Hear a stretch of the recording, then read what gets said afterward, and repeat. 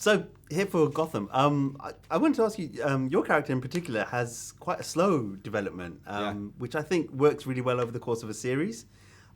Is that something you found, and is that something that drew you to playing him? The intention, when I talked to Bruno Heller, the creator, this villain in particular, we're all starting at different points. And he said, we want to start as far away as possible from villainy, which is such a treat. It tested my patience, for sure. But it's been a real treat because what I was able to do was look in the future and be like, okay, what are all the qualities that I really love about the Riddler? His glee, his brilliant mind, his joy with puzzles. He's a showman, and to be like, okay, if you take all the evil, distill all the evil out of that, and we wanted him to be quite boyish and underdeveloped, though he's mid to late 20s. And so then, you have this man boy who is giddy and a puzzle guy, and he's not a showman yet because he doesn't have the swagger, but he's he's energetic and he wants to play games with stuff, and no one's having it. So that's where we started. And so the idea is you have someone that's putting out so much effort, and he's really tight and young and and he's a virgin, and you start with that, and it's he doesn't even fit in Gotham. And Gotham breaks him down, as it does with so many people. And the constant rejection, the constant dismissal, he eventually starts he starts cheating and lying and tricking and eventually killing. And all of these things bring positive reinforcement to him. Make him lose his mind at times and freak out, but he always kind of props himself back up. And he's embraced all these other characters within himself that we literally, physically manifested outside of him, and he thinks it's someone else, but he comes to learn that this is him, and he's embracing it. So it's been a very long journey. It's been so fun. You can't do this in a 2-hour movie. So, I've just had the greatest time. And there's still so far to go, I feel. Mm-hmm. And given those elements that we see of him, is it hard for you to describe him as a villain? At this point, he's certainly closer to villain than not. But what I see as the great tragedy is that this is a man who, as soon as he started doing horrible things or morally questionable things, and he starts getting what he wants and gaining confidence and getting the girl and having dinner at Jim's house. These things only happened after he's done terrible things. So what I think is so sad is when he says to Jim as he's wielding a gun in his face, "This is who I am."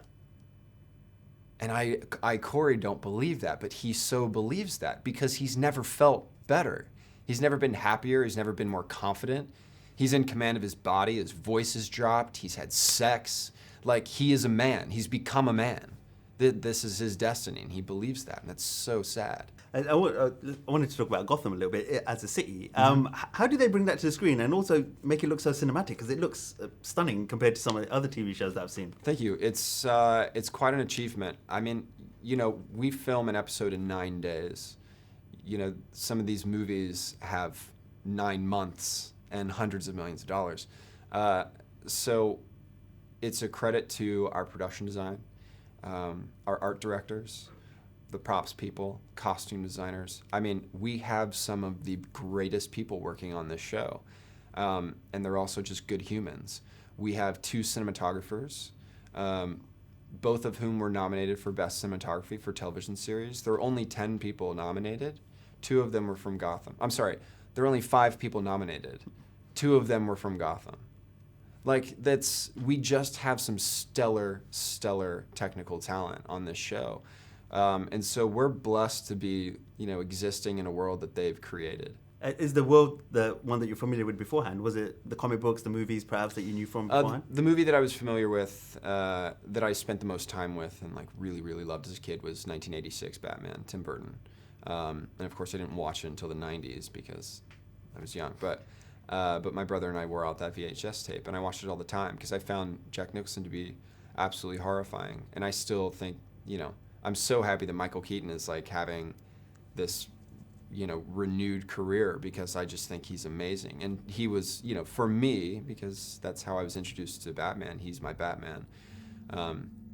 So that was my experience of the Batman world. So it's in my head, it was very much a Tim Burton thing. The comics weren't something that I indulged in until after I got the job. And what happened for me when I did that was I'm reading, from over the decades, and I'm like, okay, there are different reimaginings of the Riddler. He looks different when a new artist comes in. He speaks a little differently when a new writer comes in.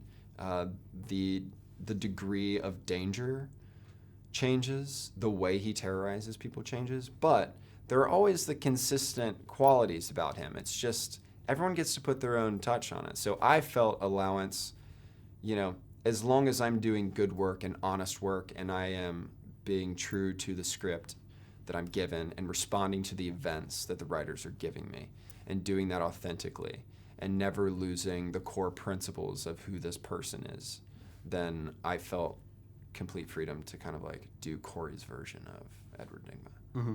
And the time that we're in now, does that also offer opportunities for Riddler to play and to create puzzles and to have fun, I guess? In terms of, the technology, for example. Does he have more? Yeah. Well, so the show's anachronistic. It's not really in a time period, which is kind of great. It's actually, it's been fun because even in costumes, we all kind of look like we're from a different era, and it kind of represents our personality. Cat is so steampunk, and I'm a bit more, maybe like 40s, the way the suits are fitted and whatnot. But what is nice is that it opens up the possibility, especially for someone like me who is technically advanced, and to pretend we can do kinds of different stuff. We can be very modern with our technology. Some of it can be fabricated a little bit, So it is nice for those of us that use technology as a weapon, for sure. Mm-hmm. And finally, season 2 coming to an end here. Where do we leave Edward at the end of season 2, and how do we develop him in season 3? Well, man, the guy can't get out of Arkham, I've tried to escape. I am now, trying to make inroads and like just get me out of the cell. So let's try Hugo. And so there's this kind of alliance that started here, and the finale is about to happen, and we'll see what happens to that relationship. He just wants out. Is he a character that can make those allegiances quite easily, or is that something that's quite difficult for him? Well, what was so exciting is he's always had an issue making friends. And all of a sudden he gets into Arkham and he's like, I get these people. I understand these people. These are my people. He understands psychoses, and he's been able to be like, oh, if I figure out what you want and I give it to you, then you belong to me. I have your allegiance, which is such a great skill that he's really just learned. And so now, Oswald was maybe king of Gotham, but where he failed being king of Arkham, I actually did quite well. So it's another little boost of confidence for Edward. He's kind of figured out how to manipulate people. He's very proud of it. Excellent. Thank you very much, Cory. Pleasure. Yeah, you too, man. Cheers, man. Thank you. Ladies and gentlemen, you're watching Hey You Guys! Hey, you guys, huh? Hey, you guys. Is that from the Goonies? It is indeed, yes. Nice.